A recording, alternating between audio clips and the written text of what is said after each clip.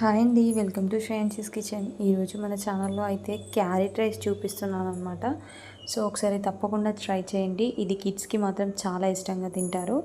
ముందుగా ఆయిల్ వేసుకొని అందులో దాల్చిన చెక్క, బగారా ఆకు, 3-4 లవంగాలు, ఒక యాలక్కాయ అండ్ కరివేపాకు, ఆనియన్స్ ఒక పెద్ద సైజ్ది, 2-3 పచ్చిమిర్చిలని కట్ చేసి వేసుకోండి. సో మీ స్పైసీనెస్ని తగ్గట్టు వేసుకోండి, ఎక్కువ వేయొద్దు. క్యారెట్ రైస్ కదా అని చెప్పి ఎక్కువ వేస్తే మరీ స్పైసీగా అయిపోతుంది. అండ్ అలాగే ఆనియన్స్ని కొద్దిగా మెత్తబడే వరకు ఫ్రై చేస్తే సరిపోతుందండి. మనకి టేస్ట్ అయితే సూపర్ ఉంటుంది. ఇది చిన్నపిల్లలు చాలా ఇష్టంగా తింటారు. అండ్ అలాగే కొద్దిగా జీడిపప్పు కూడా యాడ్ చేసుకోండి. నెక్స్ట్ అవన్నీ ఫ్రై అయిన తర్వాత అందులోకి 1 కప్పు క్యారెట్ తురుము యాడ్ చేయండి.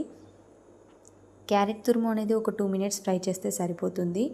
అది కొంచెం పచ్చివాసన పోయే వరకు ఫ్రై చేసుకోండి, సరిపోతుంది. మీరు ఇక్కడ ఎంత క్వాంటిటీ రైస్ తీసుకుంటే అంత క్యారెట్ తురుము తీసుకోవాలి, అలా అయితేనే మనకి టేస్ట్ బాగుంటుంది.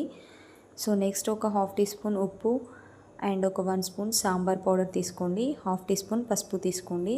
ఇసండి సాంబార్ పౌడర్ ఖచ్చితంగా తీసుకోవాలి, అది ఉంటేనే బాగుంటుంది. సో నేను ఒక 1 స్పూన్ సాంబార్ పౌడర్ తీసుకున్నాను. అవంతా బాగా మిక్స్ అయ్యేలాగా హై ఫ్లేమ్లో పెట్టి ఒక 1-2 మినిట్స్ కుక్ చేయండి. నెక్స్ట్ అందులోకి ఒక 1 కప్ రైస్ యాడ్ చేసుకోండి. రైస్ అనేది మనం సపరేట్గా వండుకున్నా పర్లేదు, లేదంటే మిగిలిపోయిన రైస్ అయినా పర్లేదు.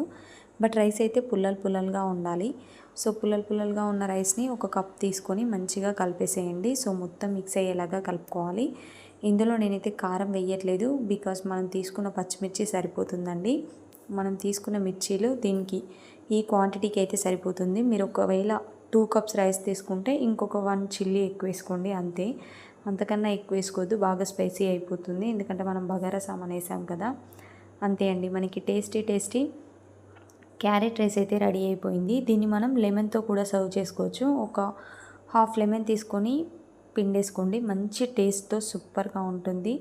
సో స్పైస్ ఉండదు క్యారెట్ అని చెప్పి ఎక్కువ స్పైసెస్ వేసుకోవద్దు, కారం వేసుకోవద్దు, పచ్చిమిర్చి సరిపోతుందండి. సో ఈ రెసిపీ అయితే తప్పకుండా ఒకసారి ట్రై చేయండి, మంచి టేస్ట్తో ఉంటుంది, పిల్లలు చాలా ఇష్టంగా తింటారు. ఈ వీడియో కనుక మీకు నచ్చినట్టయితే మన ఛానల్ని సబ్స్క్రైబ్ చేసి వీడియోస్ లైక్ చేయడం అస్సలు మర్చిపోద్దండి. Please do subscribe. Thank you so much for watching.